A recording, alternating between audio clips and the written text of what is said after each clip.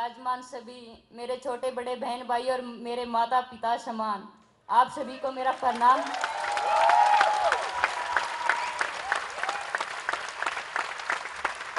मैं पूछना चाहती हूँ, दंगल मूवी किस किसने देखी है? और सभी ने देखी है। तो आप लोगों को मेरी स्टोरी पता होगी कि कैसे मेरे फैमिली ने और खासकर मेरे पिता ने कितनी मेहनत करके हमें यहाँ पे पहुँचाए हैं। क्योंकि हम रेसलिंग करते थे तो लोग हमें रेसलिंग करते थे तो थोड़ा बहुत लोग हमें जानते थे, लेकिन हमारी मेहनत हमें रेसलिंग में लाने वाला और यहाँ तक पहुँचाने वाले मेरे पेरेंट्स को कोई नहीं पहचानता था। तो इस मूवी से मेरे पेरेंट्स को एक पहचान मिली, जिन्होंने इतनी मेहनत करके समाज से लड़के परिवार से लड़के यहाँ पे पहुँचाया है। तो बहुत से लोगों के मन में क्वेश्चन भी होंगे कि मूवी में क्या सच है क्या झूठ है। तो मैं आपको बताना चाहती हूँ कि मूवी के अंदर जो दिखाया है वो 99% सच है। और मेहनत तो कम से कम उससे बहुत ज़्यादा की है, क्योंकि हमारी जो मेहनत है वो एक गाने के अंदर ही ख़त्म कर दिया गया है। और जैसे दिखाया है मूवी के अंदर कि अलार्म बंद किए हैं, ऐसे पता नहीं बहुत से हमने प्रैक्टिस से बचने के बहुत से उपाय किए हैं। और हम तो इंतज़ार करते थे कि रेस्ट, क्योंकि मेरे पापा ने कभी भी रेस्ट नहीं दिया। कोई संडे नहीं, कोई मंडे नहीं, कोई ट्यूसडे नहीं, किसी भी दिन किसी भी टाइम कोई रेस्ट नहीं होता था। और बच्चों के ऊपर इतना जुल्म,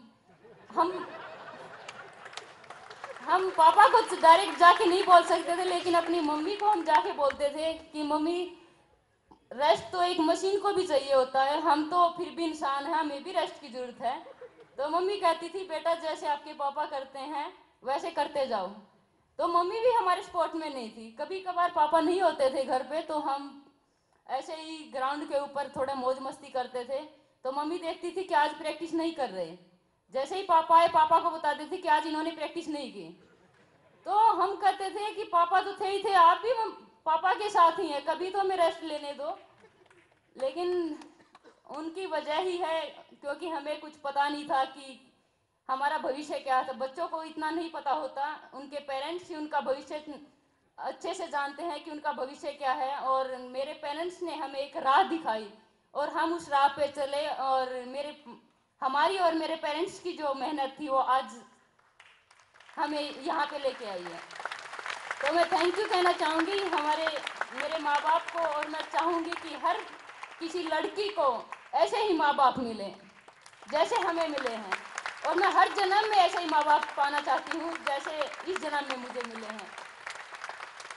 और हर उस लड़की को कहना चाहूँगी जो बाहर जाने से डरती हैं, उस पेरेंट्स को भी कहना चाहूँगी जो समाज की बातें सुन के, ये सब चीज़ें सुन के जो लड़कियों को घर से बाहर नहीं निकलने देते। क्योंकि हरियाणा में तो लड़कियों को घूंघट, अभी भी घूंघट में ही रखते, बाहर नहीं निकलने दिया जाता। अगर मेरे पेरेंट्स वहाँ से, उस समाज से निकाल के हमें यहाँ तक पहुँचा सकते हैं तो आप क्यों नहीं पहुँचा सकते?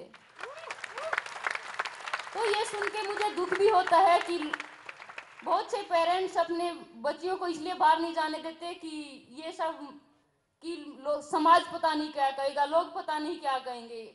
मैं पूछना चाहती हूँ क्या है समाज, कौन है लोग? हमारा समाज हमसे शुरू होता है और हम पे ही खत्म होता है। हम है तो समाज, हम नहीं है समाज नहीं है।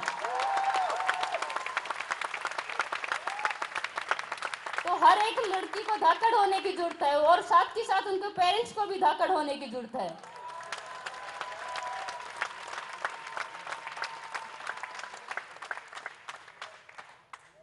और मुझे पता चला यहाँ पे कि सर ने अभी मुझे बताया कि पूछा मेरे से कि क्या आपके पास एकेडमी है? तो मैंने कहा नहीं सर, हमारे पास एकेडमी नहीं है। तो सर ने मुझे अभी बोला कि हम आपको जगह देंगे और यहाँ पे एकेडमी खोलेंगे। तो thank you so much sir, आपने हमारे लिए इतना सोचा, वो हमारे लिए बहुत ही खुशी की और हमारे देश के लिए बहुत गर्व की बात है कि आपने इतना सोचा। और मुझे यहाँ पे आके जो सम्मान और प्यार दिया है आप लोगों ने, उसके लिए तहे दिल से धन्यवाद। जय भारत, जय Hind. Subscribe now to receive new updates, reviews and news.